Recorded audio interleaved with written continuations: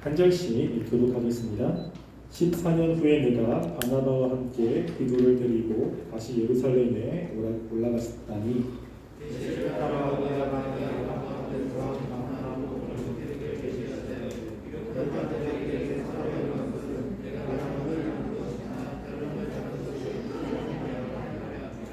그러나 나와 함께 있는 헬라인 기도까지도 억지로 할례를 받게 하지 아니하였으니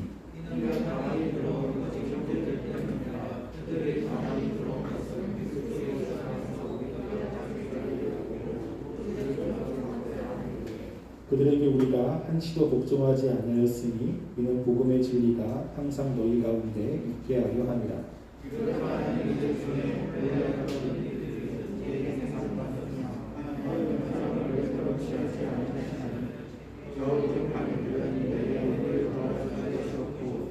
도리어 그들은 내가 무할례자에게 복음 전함을 맡은 것이 베드로가 할례자에게 맡음과 같은 것을 보았고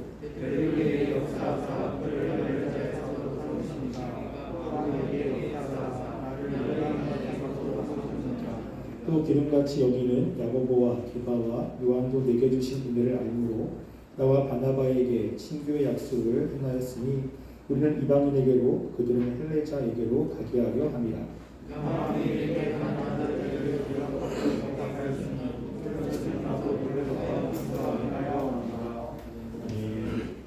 사도 바울이 계속해서 자기가 받은 그 복음이 하나님께로부터 온 것이라는 것을 이야기를 하고 있습니다. 그래서 자신은 사도로부터 전해받은 것이 아니고 예수님에게 직접 받은 것이라는 것을 이야기를 하죠. 그래서 우리가 지난주에 처음에 예루살렘에 갔을 때 예루살렘에서 단 15일 동안 지냈고 그곳에서 본 사람은 야고보 외에는 없었다라고 이야기를 했습니다. 그리고 오늘 말씀은 이제 14년 후에 다시 예루살렘에 갔을 때 일어난 사건을 통해서 자신이 받은 그 복음이 사도로부터 받은 것이 아님을 다시 한번 피력을 하고 있습니다. 그래서 오늘 그 말씀을 함께 살펴보려고 합니다. 2장 1절에 보면 14년 후에 라고 되어 있습니다.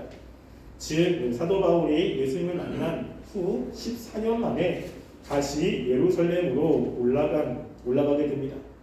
예루살렘으로 올라갈 때는 이제는 바나바와 함께 기도를 데리고 올라가게 됩니다. 이 기도에 대해서 성경이 그렇게 많이 이야기를 하고 있지 않습니다. 기도가 언제 예수님을 만났는지 성경은 자세하게 이야기하지 않습니다. 그렇지만 사도 바울이 디도에게 개인적으로 쓴 디도서를 통해서 이 디도가 사도 바울을 통해서 회심한 사람이라는 것을 추측할 수 있습니다. 그리고 디도에 대해서 굉장히 중요하게 이야기하고 있는 곳이 고린도 후서에 나옵니다. 고린도 후서에 보면 이 바울이 고린도 교회 문제에 대해서 늘 조심하다가 고린도 교회에 편지를 보냈습니다.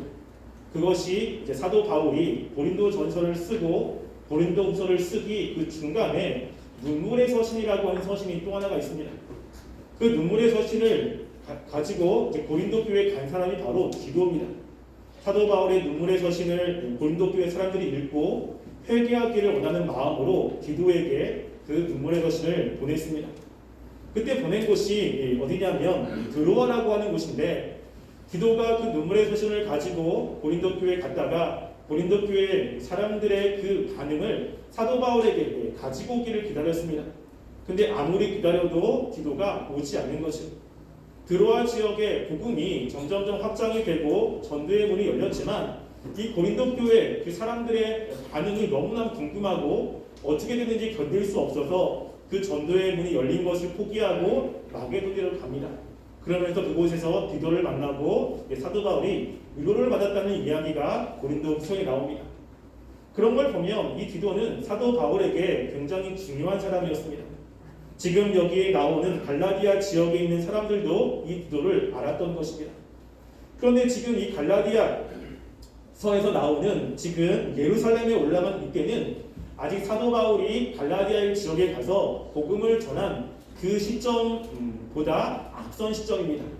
그러니까는 디도가 먼저 사도 바울을 알았고 사도 바울과 함께 14년 동안 일을 했던 그런 사람이라는 것을 우리는 알게 되죠. 근데 이 디도를 사도 바울이 예루살렘으로 데리고 갑니다. 데리고 갔다라고 하는 것은 분사인데 이것은 사도 바울이 주도적으로 이 디도를 데려갔음을 이야기를 합니다. 무엇인가 의도가 있겠죠. 의도가 있기 때문에 이 헬라인 디도를 사도 바울은 예루살렘으로 데려갑니다. 데려간 이유에 대해서는 우리가 3절부터 왜 디도를 데려갔는지 그것을 사도 바울이 설명을 합니다. 이것은 이제 다음 주에 살펴보겠습니다. 그렇게 사도 바울은 하나님을 만나고 14년 후에 예루살렘으로 올라가게 되죠. 근데 이 예루살렘으로 올라간 그것에 대해서 자신의 의도를 가지고 올라간 것이 아니라 우리 2절 말씀에 보면 이렇게 이야기를 합니다. 계시를 따라 올라가라고 이야기합니다. 무엇이냐면 지금 예루살렘에 올라간 이 사건이 개인적으로 어떤 계획과 의도를 가지고 올라간 것이 아니에요. 예루살렘으로 올라갈 때 하나님의 계시가 있었던 것입니다. 그러니까 하나님이 그 계시를 따라서 예루살렘으로 올라간 거죠. 계시를 따라 갔다는 것은 무엇인가 하나님이 예루살렘을 통해서 이 사건을 통해서 하시려고 하는 계획이 분명히 있다는 것입니다. 이 계시가 어떤 것인지 사도 바울은 자세하게 이야기하지 않습니다. 우리가 하나님이 우리에게 무엇인가를 말씀했다. 이건 굉장히 중요한 것이죠. 그럼 다른 사람들에게 언제 하나님이 나에게 찾아왔고 하나님이 무엇이라고 얘기했고 이런 것들을 다른 사람들에게 이야기를 하려고 합니다. 우리는. 근데 사도 바울은 하나님이 자신에게 준 계시가 굉장히 많음에도 불구하고 그것들을 잘 이야기하지 않습니다.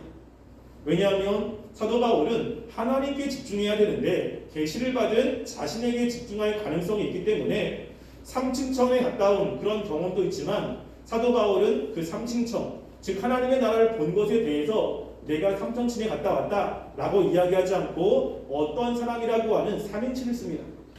왜냐하면 사도 바울은 그 자신에게 사람들이 집중하기를 원하지 않습니다. 누구에게 집중하냐면 하나님께 집중하기를 원하는 것입니다. 지금 여기서도 계시를 따라 올라갔다라고 했을 때 하나님이 자신에게 어떤 계시를 주었는지 뭐라고 말씀했는지 자신이 그걸 통해서 어떻게 변화됐는지 이런 것들을 자세히 이야기하지 않습니다. 그냥 이거를 그냥 넘어가고 있는 거죠. 왜? 그게 중요한 것이 아닙니다. 그래서 그 계시를 따라 올라갔는데 이 계시가 어떤 것인지 우리는 때로는 말씀을 통해서 추론을 할 수가 있습니다. 지금 14년 후에 올라간 이 사건이 사도행전에 보면요. 사도행전 11장 27절부터 30절 말씀에 나와 있습니다. 그 말씀에 보면 이렇게 이야기를 합니다. 사도행전 11장 27절부터 30절 말씀 제가 읽어드릴게요. 그때 선지자들이 예루살렘에서 안디옥에 이르니 그 중에 아가보라 하는 한 사람이 일어나 성령으로 말하되 천하에 큰 흉년이 들리라 하더니 글라우디오 때에 그렇게 되니라. 제자들이 각각 그 힘대로 유대에 사는 형제들에게 부조를 보내기로 작정하고 이를 실행하여 바나바와 사울의 손으로 장로들에게 보내니라. 아멘. 이 말씀에 보면 그 선지자 아가보라고 하는 사람이 성령으로 말미암아 천하에 흉년이 들 것이라고 이야기를 했습니다. 근데 그곳에 그 흉년이 드는 곳이 어디냐면 유대 예루살렘이십니다. 그래서 지금 이 계시를 따라라고 했을 때는 이것과 관련이 있을 거라고 생각을 합니다. 정확한 것은 알 수 없지만 그렇게 하나님께서는 이 14년이 된 그때에 사도 바울이 예루살렘에 올라가게끔 역사를 하고 있는 것을 보게 되죠. 하나님의 그 계시에 따라 예루살렘에 올라갔을 때 사도 바울이 한 것이 무엇이냐면 갈라디아서 2장 2절 말씀에 보면요. 내가 이방 가운데서 접한 복음을 그들에게 제시하게 라고 이야기합니다. 예루살렘에 올라가서 사도 바울이 한 것은 그들에게 그동안 사도 바울이 주님을 만나고 14년 동안 사역했던 그 사역 가운데 하나님의 역사하심이 어떤 것인지 하나님이 주신 그 열매가 어떤 것인지를 그들에게 제시를 하는 것입니다. 그들은 어떤 사람이냐면 그 바로 다음에 유력한 자들이에요. 유력한 자들이 어떤 사람인지 구체적으로 갈라디아서 2장 9절에 나와 있는데요. 2장 9절 말씀에 보면 기둥같이 여기는 야고보와 게바와 요한도 내게 주신 은혜를 알므로라고 이야기합니다. 이 유력한 사람들은 바로 그 당시 예루살렘에서 중요한 역할을 하고 있었던 야고보와 게바, 즉 베드로와 요한인 거죠. 그래서 이 사람들에게 자신이 그동안 했던 그 사역들, 그 복음들, 그 역사하심들을 제시를 한 겁니다. 사도 바울이 직접 그것을 이야기를 하고 그 사건이 정말로 하나님이 역사하신 사건이 맞는지를 확인을 받고 싶은 거예요. 그래서 그 확인을 통해서 자신의 복음이 정말로 하나님이 역사하신 복음이라는 것을 이제 분명하게 확신을 갖고 전할 수 있는 그런 것을 위해서 지금 그렇게 하고 있는 것을 보게 됩니다. 근데 특이한 것은 사도 바울이 그 유력한 사람들에게 자신이 전하고 있는 복음을 전하는데 어떻게 전하고 있냐면요. 2절 중간에 보면 유력한 자들에게 사사로이 한 것은 이라고 이야기합니다. 그러니까 사사로이라고 하는 것은 뭐냐면 개인적인 모임이라는 거예요. 그러니까 이 복음을 공적인 모임에서 보고하는 것이 아니라 개인적으로 만나는 거예요. 그러니까 개인적으로 만나가지고 내가 내 사역 가운데 이러한 일들이 있었다라는 것을 개인적으로 이야기를 합니다. 아니 하나님이 그렇게 역사했고 그리고 하나님이 주신 그 놀라우신 은혜가 있다면 우리가 성교 보고를 하는 것처럼 공적인 자리에서 이야기하면 너무 좋지 않습니까? 아니 왜 그런 것을 개인적으로 만나서 이야기를 해야만 됐습니까? 사도 바울 마음 가운데는 이따 찾아보겠지만 하나님이 자신의 삶 가운데 역사하는 것이 더 분명했고요. 그리고 자신이 전하는 복음이 예수님이 직접 주신 복음이라는 분명한 확신이 있었어요. 그러면 굳이 사사로이 만나서 얘기할 필요가 없이 공적으로 얘기해도 되는데 사도 바울은 그렇게 하고 있지 않다는 것입니다. 왜 사도 바울은 공적으로 모여가지고 이야기하지 않고 사적으로 이야기를 하고 있는 것일까요? 그것은 무엇이냐면요. 지금 그 당시에 예루살렘에 있는 유대인들이 어떤 사람이라는 것을 사도 바울은 누구보다 잘 알고 있습니다. 지금 사도 바울이 굉장히 중요하게 여기는 것은 이제 자신이 전하고 있는 그 복음이 그 당시 예루살렘에서 사람들에게 존경받고 있고 인정받고 있는 사도들에게 전했을 때 사도들이 당신이 전하고 있는 복음과 우리가 전하고 있는 복음이 같은 것입니다 라고 하는 그러한 인정을 받아야 되는 거예요. 근데 그렇게 인정을 받을 때 서로 이야기를 충분히 하고 고민하고 서로 이렇게 의견을 조율하면서 그것들을 충분히 나눠야 되는데 공적으로 이야기를 하다 보면 그렇게 할 수 없는 일이 생기게 됩니다. 왜냐하면요. 사도 바울이 전하고 있는 그 복음이 어떤 것입니까? 할례를 행하지 않아도 예수님을 믿음으로 구원을 받는다라고 하는 복음인 거예요. 근데 예루살렘에는 누가 굉장히 많습니까? 유대인들이 굉장히 많아. 유대인들은 조상 대대로 할례를 행하여 하나님의 백성이 된다라고 하는 사상이 굉장히 강합니다. 또 그 유대인들은 굉장히 열심히 있는 사람들이에요. 왜냐하면 사도 바울이 유대교에 있었기 때문에 유대교의 상황을 너무나 잘 압니다. 예수님을 믿었지만 아직까지 유대교적인 사고를 가지고 있고 그리고 그들의 관습과 그들의 전통을 가지고 있는 그 유대인들에게 사도 바울이 할례를 행하지 않고 예수님을 믿음으로 구원을 받는다는 이야기를 했을 때 그들이 과연 그것에 동의할 것인가? 그렇지 않을 수 있다는 것입니다. 특별히 사도 바울은 유대인들에게 찍혔고 그리고 유대인들의 박해를 받는 사람이에요. 실제로 우리가 사도행전 21장 17절부터 20절 말씀을 한번 볼까요? 사도행전 21장 17절부터 20절 말씀. 이 말씀은 사도 바울이 3차 전도 여행을 마치고 예루살렘에 갔을 때 일어난 사건을 기록을 하고 있습니다. 사도행전 21장 17절부터 20절 말씀이요. 한 절씩 교독하겠습니다. 예루살렘에 이르니 형제들이 우리를 가까이 영접하거늘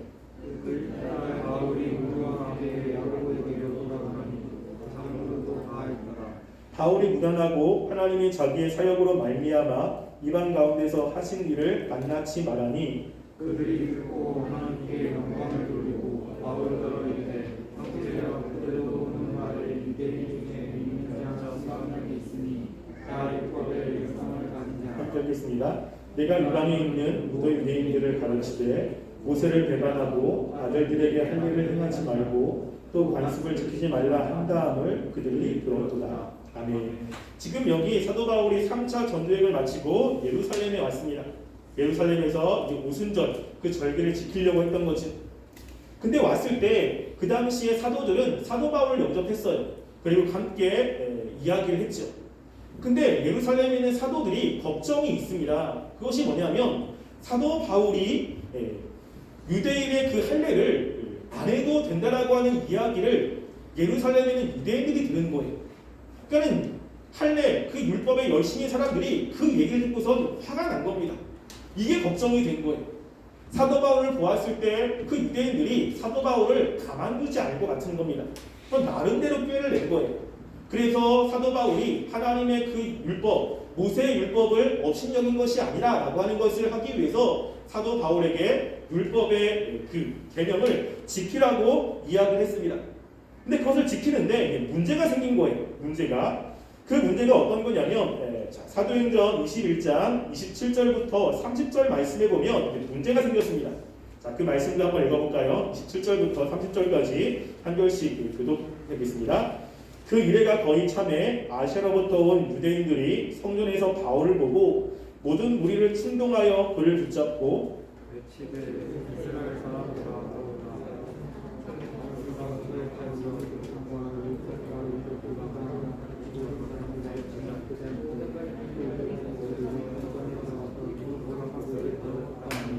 이는 그들이 전에 에베소 사람 드로비모가 바울과 함께 시내에 있음을 보고 바울이 그를 성전에 데리고 들어간 줄로 생각함이라. 온성이 소동하여 백성을 달려와 모여 바울을 잡아 성전 밖으로 끌고 나가니 문들이 곧 닫히더라. 아멘. 여기 보면 사도 바울이 성전에 들어갈 보고 유대인들이 난리가 났습니다. 사도 바울이 왜 들어갔는지 의도가 뭔지 묻지도 않아요. 사람들을 선동하는 겁니다. 선동해서 사도 바울을 죽이려고 끌고 가는 거예요. 지금 사도 바울은 이런 유대인의 습성을 잘 압니다. 그럼 예수님이 십자가에 달려 돌아갔을 때 예수님이 뭘 잘못했는지 사람들이 충분히 이해하지 않았어요. 뭐죠? 유대 지도자들이 선동을 하니까 백성들이 그 선동에 우르르 따라가가지고 동조해서 예수님이 십자가에 달려 돌아가시지 않았습니까? 바울은 이걸 알고 있는 거예요. 자신이 예를 들어서 유대인들이 있는 그 공적인 자리에서 이야기를 한다면 자신의 그 사역을 다 이야기하지도 못하고 이야기를 하는 가운데 유대인들이 선동해가지고 자신을 죽일 수도 있는 상황이 있는 것입니다. 그러니까 사도 바울은 공적으로 이야기를 할 수 없고 어떻게 이야기하냐면 사사롭게 개인적으로 사도들을 찾아가서 이야기를 하고 있는 것입니다. 우리가 여기서 하나 생각할 수 있는 것이 있습니다. 지금 예루살렘에 올라간 이 사건은 하나님의 계시에 의해서 올라가는 거예요. 그랬다는 것은 하나님의 뜻이 있다는 거잖아요. 그럼 하나님의 뜻이 있다면 우리는 가가지고 담대히 선포하면 된다고 생각합니다. 아니 하나님의 뜻이 있잖아. 그리고 하나님이 하라고 했잖아. 그럼 가가지고 내가 그냥 얘기하면 되지. 뭐가 문제야? 사람들이 그렇게 반항하고 사람들이 와가지고 나를 무시한다. 그리고 나에 대해 반대한다. 그럼 하나님이 다 막아줄 거라고 생각하고 담대함을 가지고 가라고 이야기합니다. 여러분의 사도 바울은 그렇게 하고 있지 않다는 거예요. 하나님의 뜻이 분명하지만 사도 바울은 하나님의 뜻이니까 무대뽀로 막무가내로 하는 것이 아니고요. 지혜롭게 그 일들을 감당하고 있음을 보게 됩니다. 그렇게 복음을 들었을 때 사람들이 가지고 있는 성향과 또 그들이 가지고 있는 습성 이런 것들을 두루두 생각을 하고 가장 효과적인 방법으로 하나님의 그 일을 감당하기 위해서 지혜롭게 그 일들을 하고 있음을 우리는 보게 됩니다. 우리가 이것을 생각하셔야 돼요. 하나님이 나에게 감동을 주셨어요. 하나님이 나에게 분명하게 어떤 확신을 주셨습니다. 그럼 우리는 그걸 가지고 그냥 밀어붙이는 거예요. 아, 하나님이 주셨으니까 그렇게 되겠지. 그런데 점점점 하다 보면 어려움에 봉착할 때가 있습니다. 우리가 하나님이 주셨다고 해도 뭐가 필요하지요? 지혜가 필요한 거예요. 그리고 하나님이 하시면 그때까지 기다림도 필요한 것입니다. 사도 바울은 하나님이 주신 계시로 예루살렘에 올라갔을 때 예루살렘에 있는 사람들의 속성이 어떤 것인지를 알아요. 자신이 공적으로 이야기했을 때 어떤 반대가 있을 것이고 어떤 위험이 있을 것인지를 다 알 수 있습니다. 그리고 그 위험들을 하나씩 배제해 가면서 가장 효과적인 방법으로 이 일들을 감당하고 있다고 하는 것입니다. 우리에게 이런 지혜가 필요합니다. 하나님의 뜻, 그리고 하나님의 분명한 확신, 그리고 하나님의 분명한 목적이 있을지라도 우리가 그 일을 감당할 때는 지혜가 필요한 겁니다. 하나님의 지혜로 그리고 그 일을 하는 사람들의 성향과 또 그들의 문화나 이런 것들을 무시하지 않고 그것들을 고려해 가면서 그 일들을 해나가는 것이 굉장히 중요한 것입니다. 그때 사도 바울이 사사롭게 이 유력한 사람들을 만난 이유가 무엇입니까? 왜 그 사람들을 만났어요? 그 만난 이유를 갈라디아서 2장 2절에 또 이야기를 합니다. 자, 갈라디아서 2장 2절에 보면요, 사도 바울이 이렇게 이야기합니다. 유력한 자들에게 사사로이 한 것은 내가 다름질하는 것이나 다름질하는 것이 헛되지 않게 하려 함이라라고 이야기합니다. 그러니까 그동안 열심히 사역을 했어요. 그런데 그 열심히 사역한 것이 헛되지 않기를 원하는 거예요. 여러분, 그렇다는 것은 뭐냐면 사도 바울 마음 가운데 하나님이 분명히 예수님이 주신 그 말씀이 있는데 이 말씀에 대한 불안감이 있어서 이 불안감을 떨치기 위해서 이 사도들을 만나고 그 사도들의 동의를 받으면 마음속에는 불안감을 떨치는 것이라고 생각할 수 있습니다. 만약에 그들이 사도 바울의 그런 사역을 인정하지 않으면 사도 바울이 그동안 했던 그 모든 사역들이 전부 다 스포로 들어갈 수 있다라는 생각을 가지고 있다고 생각할 수 있어요. 여러분, 그렇습니까? 그렇지 않아요. 왜냐하면 사도 바울은 갈라디아 1장 8절 9절에 뭐라고 이야기하면 천사라고 내가 전하는 것 외에 다른 복음을 전하면 저주를 받는다고 이야기를 하고 있어요. 자신이 지금 가지고 있는 그 복음이 하나님께서 원하시는 것이라는 것을 분명히 확신하고 있습니다. 근데 왜 사도 바울은 지금 이 사도들의 예루살렘 당시에 있었던 사도들의 허락이 그렇게 중요한 것입니까? 왜 그들의 허락이 없으면 자신이 했던 그 모든 것이 헛된 것으로 돌아갈 수 있을 것이라고 생각을 하고 있는 것일까요? 여러분, 그것은요, 사도 바울 개인에게 있어서 그들의 허락이 중요한 것은 아닙니다. 왜냐하면 사도 바울은 너무나 분명했어요. 근데 누가 중요하죠? 누가 중요한 겁니까? 사도 바울이 중요한 게 아니고요, 사도 바울로부터 복음을 들은 사람들이 중요한 거예요. 그들은 신앙이 연약합니다. 분명하지 않아요.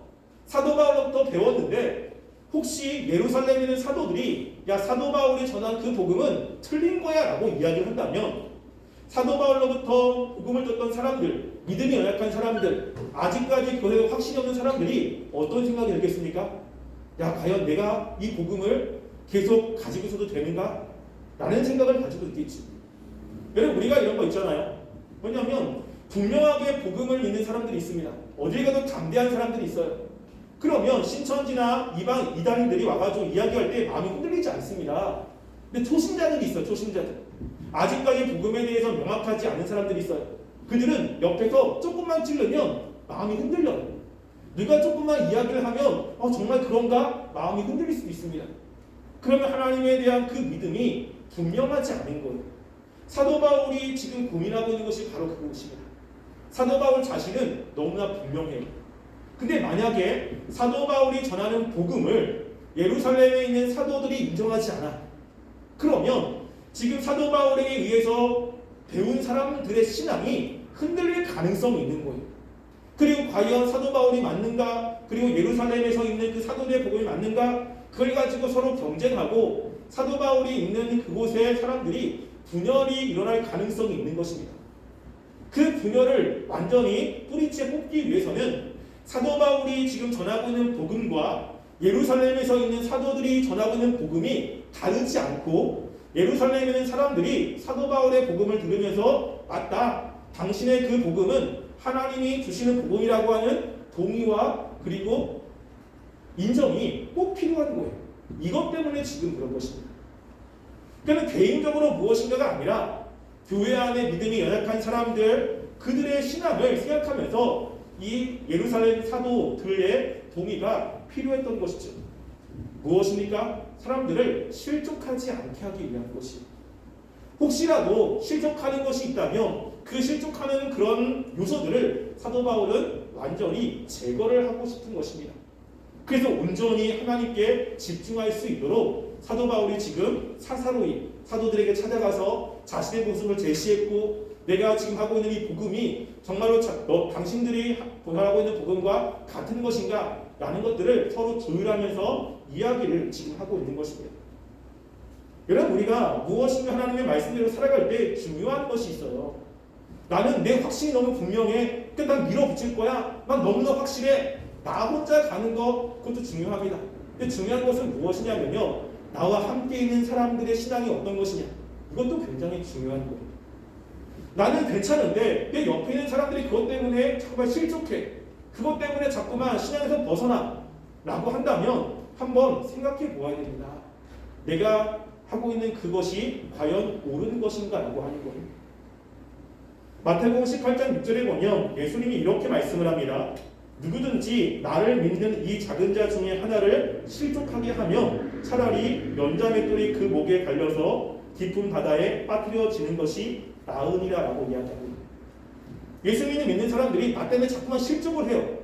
나는 너무나 분명하고 확신하고 가는데 믿음이 연약한 사람들이 내 모습을 실족합니다. 그럼 뭐라고 이야기합니까? 연자맷돌을 목에 매서 바다에 빠지는 게 낫다 라고 이야기하는 거예요. 그렇게 하지 말라는 것이죠. 사도 바울이 고린도전서 8장 13절 말씀에 보면 이렇게 이야기를 합니다. 그러므로 만일 음식이 내 형제를 실족하게 한다면 나는 영원히 고기를 먹지 아니하여 내 형제를 실족하지 않게 하리라 라고 이야기하는 거예요. 그 당시에 이 고기는 우상에게 바친 제물로 바친 거지요. 그 우상에게 제물로 바친 것을 사도 바울이 먹습니다. 사도 바울 자신은 괜찮아요. 왜냐하면 음식은 하나님이 주신 것이고 그 우상은 없는 거기 때문에 우상에게 바친 그 제물이 별로 중요하지 않습니다. 근데 그것 가운데 믿음이 연약한 사람이 있는 거예요. 아니 어떻게 이방신에게 바친 그 고기를 얻을 수 있지? 어떻게 하나님의 사람이 그 이방신에게 바친 고기를 아무렇지도 않게 먹을 수가 있어? 그것 때문에 마음에 실족하는 사람이 있다는 것입니다. 사도 바울 자신은 괜찮아요. 근데 그것 때문에 믿음이 연약한 사람이 실족한다면 뭐라고 이야기합니까? 나는 고기를 먹지 않겠다, 영원히. 사도 바울은 자신은 분명하지만 같은 공동체 안에서 믿음이 연약한 사람들을 배려하고 그들이 실족하지 않게끔 자신의 자유를 제한하고 있는 모습을 보게 됩니다. 우리에게도 이게 필요한 거예요. 야, 괜찮아.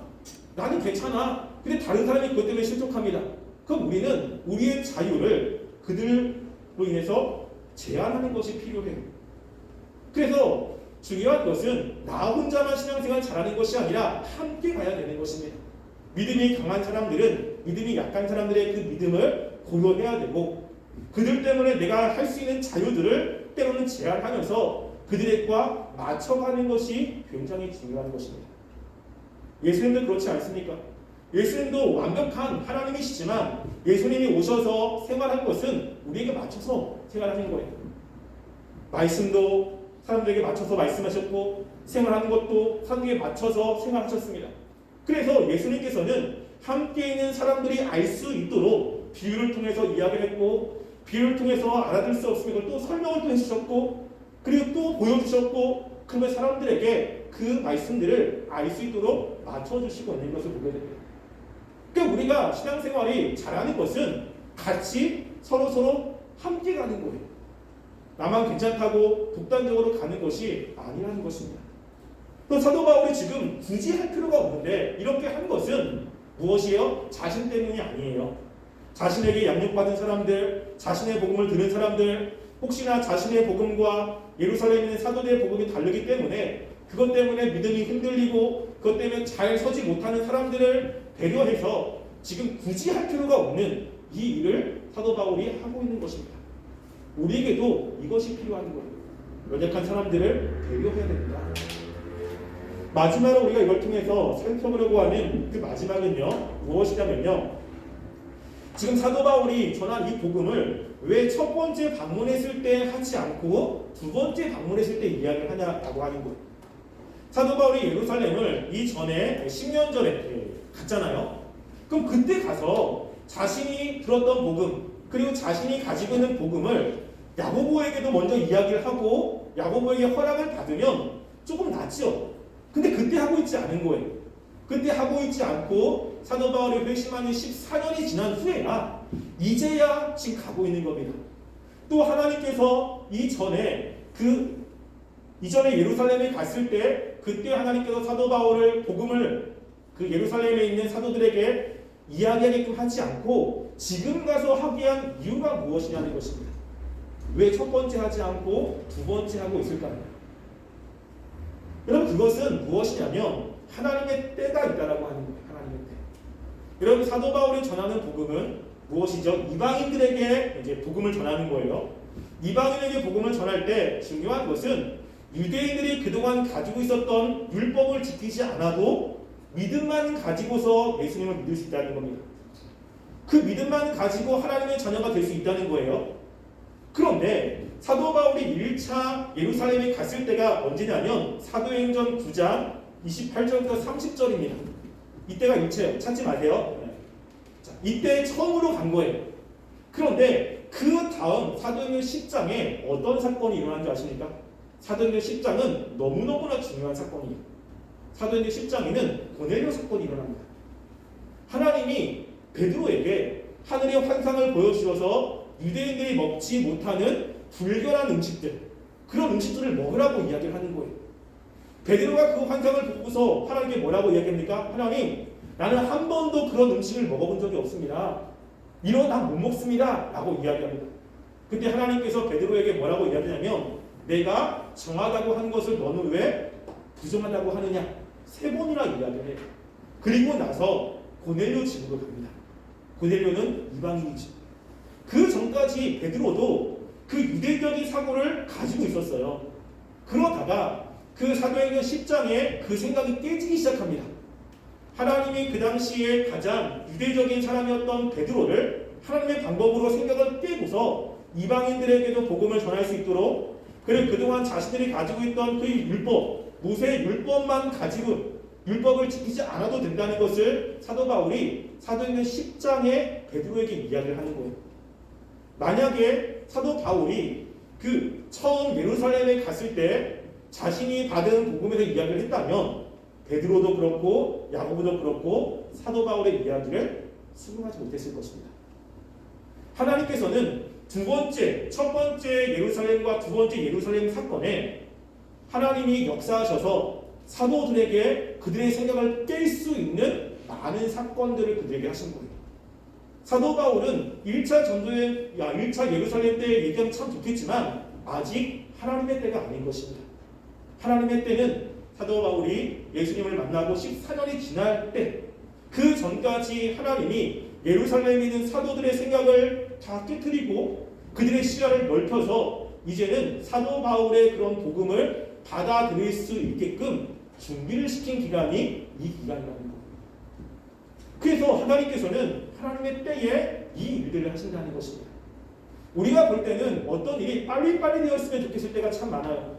특별히 하나님이 분명히 마음 가운데 확신을 주었을 때 하나님 빨리빨리 돼야 되죠. 빨리 이 일이 진행돼야 되죠. 라고 생각할 때가 있습니다.